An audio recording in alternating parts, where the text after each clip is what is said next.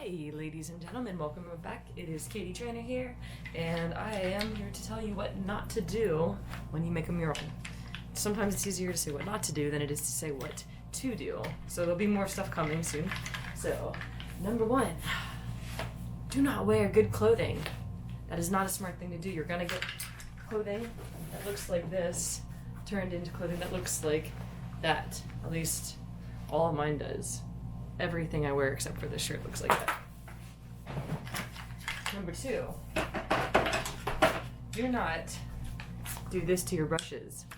I don't know why I forget to wash my brushes all the time. But after that, all you can do with them is this. It's funny, as soon as you do bad things to your brushes, you can suddenly juggle them. But yeah, don't do that. Number three, always bring water for yourself and for your little brushes, right? Number four, do not ever use the word free. If you use the word free, it diminishes your value and diminishes the value of the arts to other people. You always have to use the word sponsor. If you're building your career, networking, learning how all this works, have them cover your materials, and you are sponsoring your time to produce something for people. Do not use the word free, because it will teach people not to respect you. Number five, right? Five, if you're doing a project, make sure you use good paint. Don't use junk. I mean, you can produce anything with little cheap craft paint, but it's not gonna last. You wanna make sure you do something that's gonna last, unless it is a project just quick to put something up to brighten an area that's blighted. Otherwise, you wanna make sure you're using really high grade materials, which is why you need to worry about your pricing. Number six is permission. You want to make sure you have permission to do what you're wanting to do, and that the people who are requesting you to do it have permission. There's sign ordinances, historical things.